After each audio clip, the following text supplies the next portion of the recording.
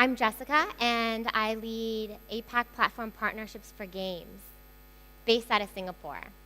And we are really thrilled to have so many of our friends based in Seoul, Tokyo, Beijing, San Francisco, and other cities joining us here in Singapore for Casual Connect. I want to talk about how our team is looking at the partnership landscape in Asia. And to do that, I'll begin with setting the context for the momentum that we came out of in 2012 as we look to grow the games business. From there, this year, how are we looking at and prioritizing our partnerships and our products globally, as well as remind everyone how core games is becoming to the Facebook product in general.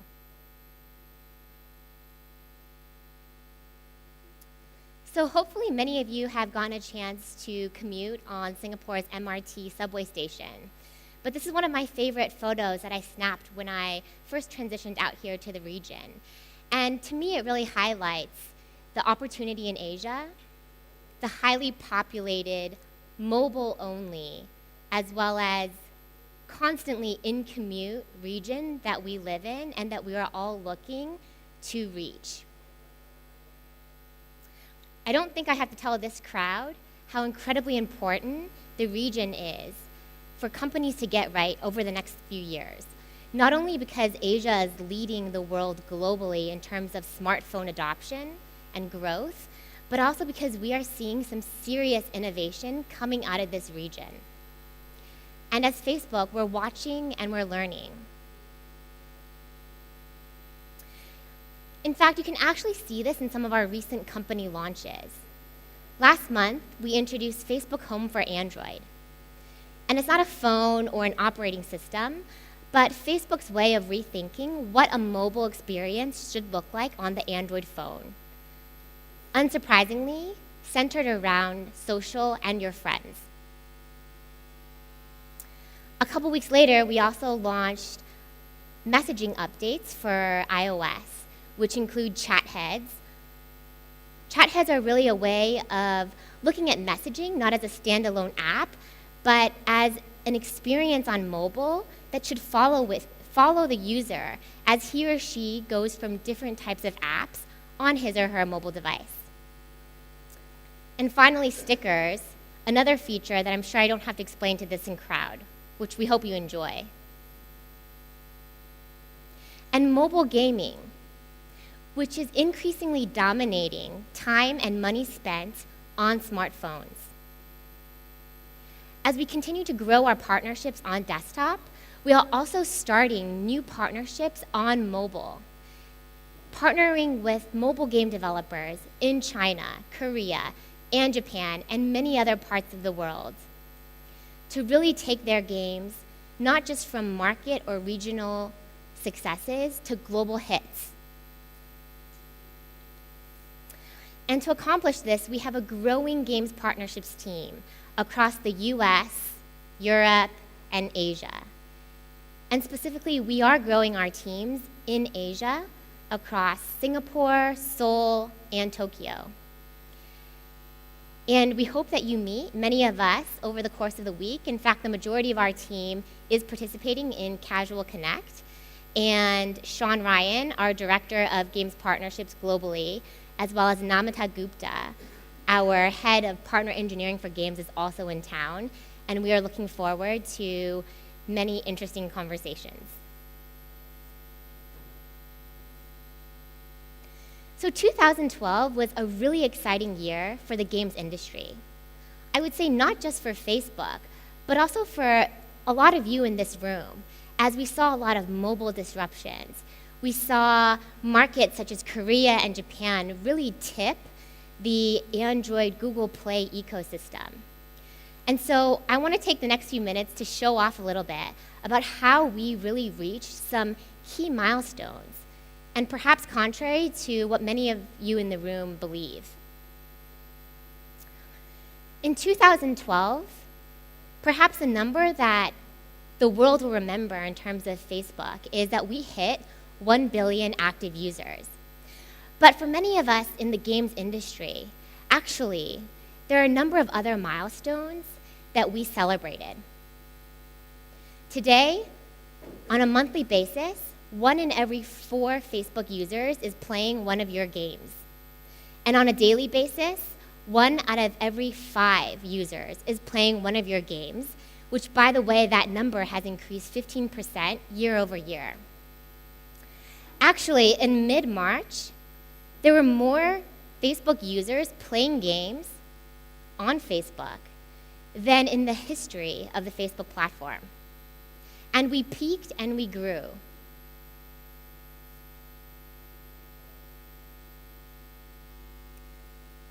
We took a really growth-centric approach, similar to how we've been growing our user bases across the globe to the games platform, increasing installs delivered to our game developers by 75%, increasing the number of total payers that are transacting in your games by 24%. We are really excited to announce that last year we paid over $2 billion to our game developers worldwide. And over 100 of these game developers generated more than $1 million for the ecosystem. According to LinkedIn, the Facebook Games ecosystem comprises over 25,000 employees, a figure that we're really proud and humbled by as we look to continue to create jobs, partner with our game developers to further innovate and push the boundaries of desktop and mobile gaming. So what exactly did we do? Well, we really rethought what does it mean to drive distribution, re-engagement, and payer momentum to our developer games. And as I mentioned, we took a really growth, analytical-based approach to doing so. So from a discovery perspective, we looked at different areas on our site with a combination of UI tweaks, targeting, messaging. We were able to significantly lift the number of installs driven per different parts of the site. Similarly, on a payments perspective, we looked at how we could drive conversion, seemingly small tweaks, such as moving from a radio style to a 3-button layout, or testing pre-filled mobile payments, a method that is obviously very important in this market, really lifted our payments momentum last year. And so as we came out of 2012, and now we are in the midst of 2013, we're really betting on a few key areas as we look for the right partners in Asia and globally, as well as building the right set of products and features for our community. And I'll start with desktop first. We've been investing an incredible amount on our payments infrastructure. And so as many of you know, a couple years ago, we launched Facebook Credits, which is our virtual currency. And when we initially launched it, we really thought of it as an opportunity to become the world's largest virtual digital currency. But as we saw how developers were implementing the product and how users were engaging with it, we saw a larger opportunity to actually pivot, not on a credits-based payments engine, but on a local currency-based engine. And let me explain what that means. Essentially, with this redesign of payments engine, we are looking to increase speed of our payment dialogues. We are also looking to give developers more dynamic pricing flexibility so that they can price on a per market basis for their users and payers, both of which really help enhance and make the purchase experience for users frictionless. So here's a quick example. In Disney City Girl, as you can see, developers can now price the same package on a per market basis. And what this really allows you to do is to dynamically optimize market by market, as well as to avoid potential user confusion when it comes to dynamic exchange rates that are changing on a daily basis.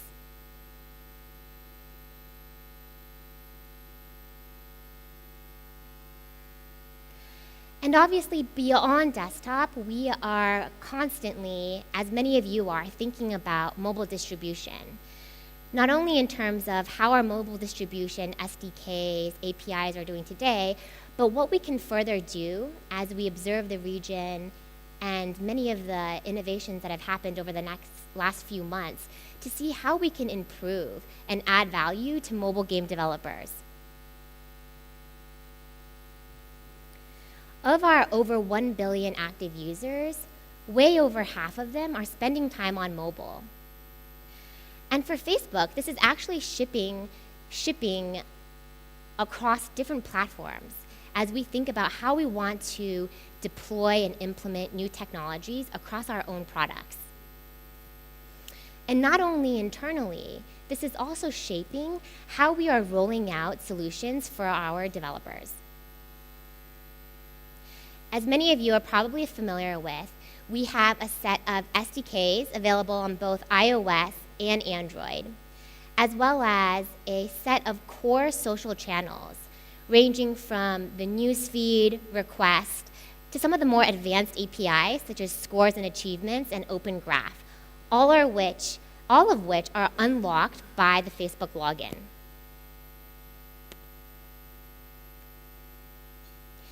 And our partners tell us consistently that users who log in and connect with Facebook are of higher quality than non-Facebook connected users. So if we look at a game such as Top 11 by Nordeus, you can see that the majority of their users, around 80%, are logging in with Facebook. And that's translating to over 90% of their monetization and their revenue coming from these users. We're also seeing that typically the ARPU potential of these users is a lot higher. In the case of this game, over 10x higher.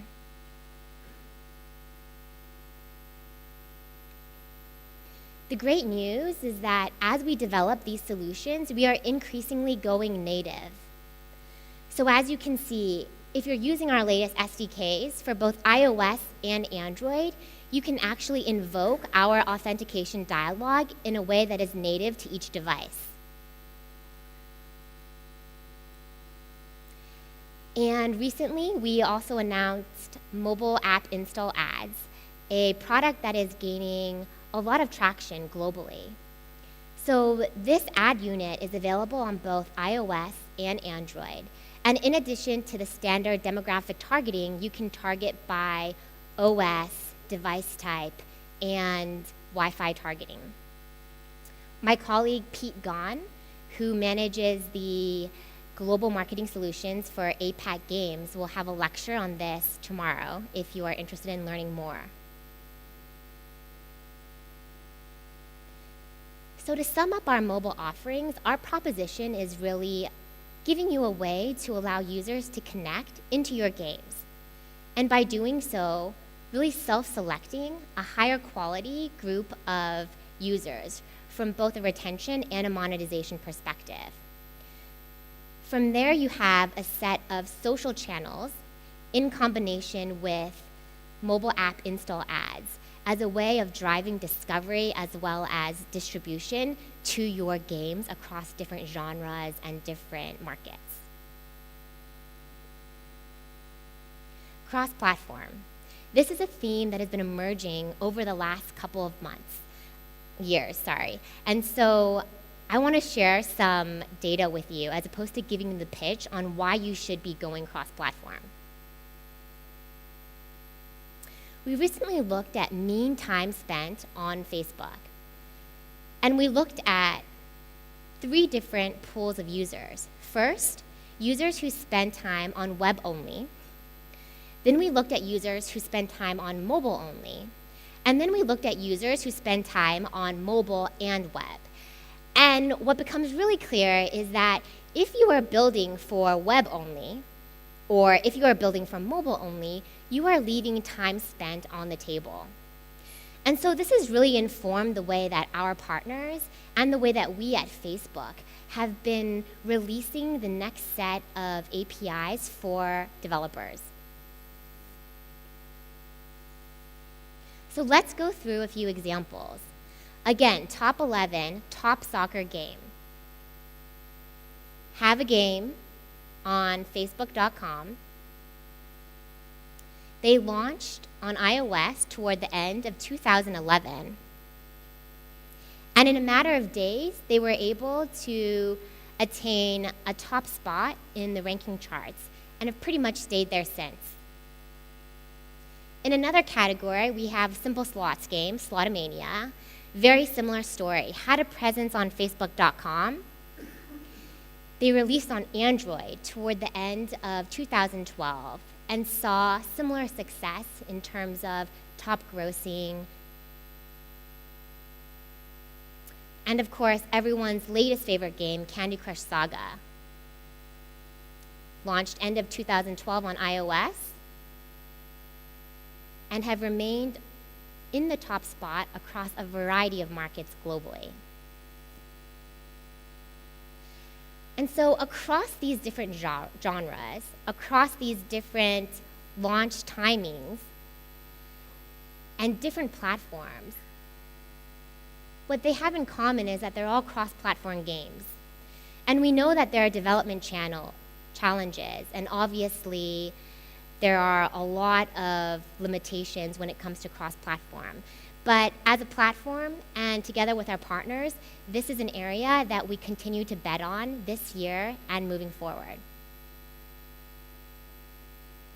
It's examples like Candy Crush Saga that really inspire us to work with developers in Asia so that we can take your games from market regional successes to global successes. But we also realize that a lot of these visions and opportunities come with development challenges from a developer implementation perspective. And so I want to share two partnerships that we recently announced. The first is Parse. Last month, we welcomed Parse to Facebook. And as you know, Parse is a cloud-based platform that offers tools and services to developers who are building cross-platform. Their services include cloud storage and synchronization, notifications, social integration, as well as a cloud-based JavaScript runtime environment. All of these services are fronted by a set of SDKs, which is really aligned with Facebook's cross-platform pitch. We're pretty excited to see the new ways that developers leverage Parse for their cross-platform apps and games. And second, I want to step a little bit outside of this casual category and talk about how Facebook plans to diversify the types of games on our platform by introducing higher quality mid-core and core games. And this is largely in partnership with Unity. When you look at the types of genres on Facebook platform today, it's pretty clear that you have the strategy games, casino, puzzle, simulation, hidden object games, and that there's a lot more room to grow when you look at adventure, action, sports. And one of these categories, as I mentioned, that we are really betting on is the rise of mid-core and core.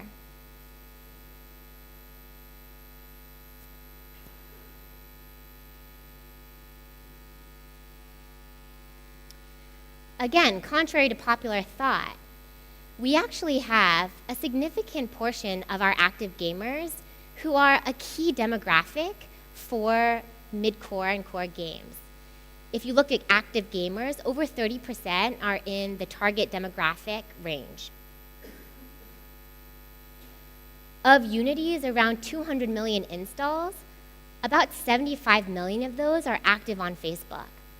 And so we saw a clear opportunity to partner with Unity to continue to drive adoption, developer implementation, as well as an immersive user experience for our core gamers on Facebook. Here are some examples. So as you can see here, in partnership with Unity, if a user hasn't installed the web player plugin, we actually prompt the user in a way that is Facebook familiar, safe, and also provides social context of friends who have also installed the plugin. From a development implementation perspective, we have a Facebook SDK for Unity. And you can literally drag and drop the Facebook SDK into your Unity portal here for easy management and development execution. And finally, we developed on top of Unity in a way that is very native. Our dialogues are native to Unity. And so what this means is that when your users are playing your games, you don't have to worry about the disruptive possibility that they will be, coming in and out of the game. It all happens within the full screen. So I want to show you a fun, quick video that really highlights the potential that we see. Do we have the sound?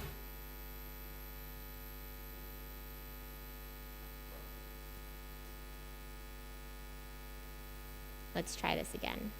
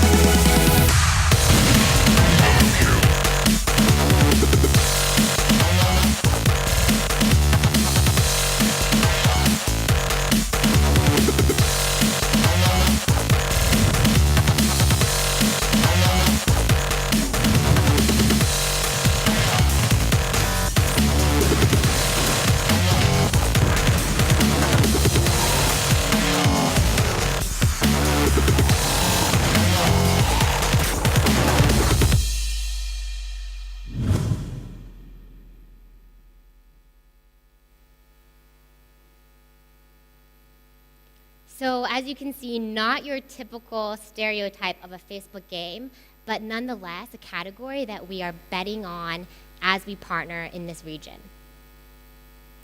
Finally, I want to really re-emphasize how core games on Facebook are to the general product.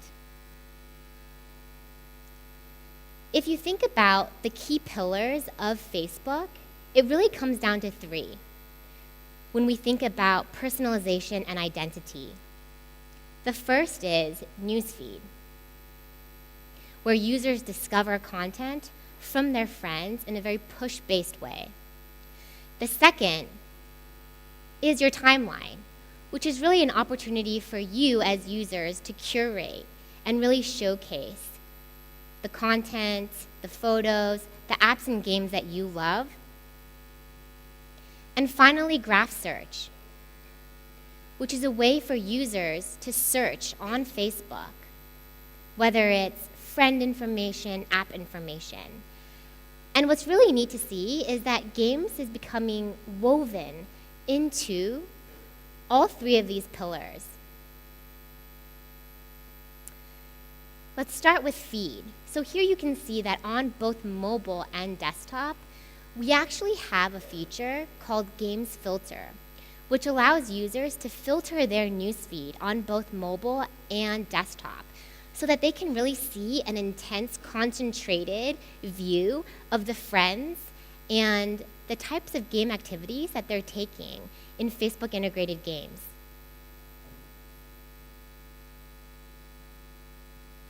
Last month, we also started to roll out a new feature called Game Collections on Timeline. This is available on both the mobile as well as desktop versions. And what it allows you to do is look at a user's top apps and games, which are games that he or she has liked or has played recently, and really navigate it on the mobile device. When you click on it, one that piques your interest, and you haven't installed it, it actually takes you to download the game from the appropriate store.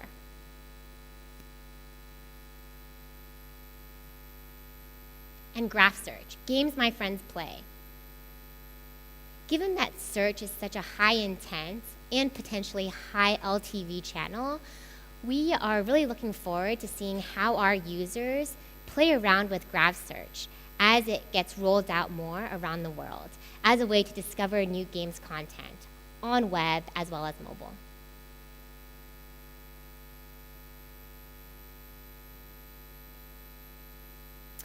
So to wrap up here, again, our team globally as well as especially in Asia, we are incredibly excited and invested in this region as we partner with you no matter where you're located. Korea, Japan, or China, or maybe in another market. And as we come out of 2012, the successes and the momentum, and lean into the opportunities that we've identified in the coming year, whether it's our technology partnerships, or the new genres, or how we're really optimizing our payments engine and really pushing for cross-platform integrations, we hope that we get a chance to speak with you, meet with you over the course of this week. And finally, true to Facebook's spirit, hack on and game on. Thank you. Thank you, Jessica. So what is the best way for developers to get a hold of you and your team while they're here at the show? So we actually have a conference room on the second floor. I guess that's what it is. It's the red azalea room, and so feel free to drop by. We have meetings scheduled, but we're going to be at all the major parties and events, so we hope to also run into many of you spontaneously as well. Thanks a lot. One of the things that I'm most excited about that Facebook is doing right now was I had first heard about at GDC in San Francisco is this partnership with Unity. Unity is a fantastic engine for building web-based 3D hardcore and mid-core games, as you can see by the video that Jessica showed a little earlier today. And what you guys are doing is in terms of streamlining that plug and install process and then having the native Facebook integration solves two massive problems with that particular technology. Yeah, so exactly. if you're interested in doing hardcore and midcore games in a browser, that's a pretty phenomenal set of tools and functionality. So thanks to Facebook.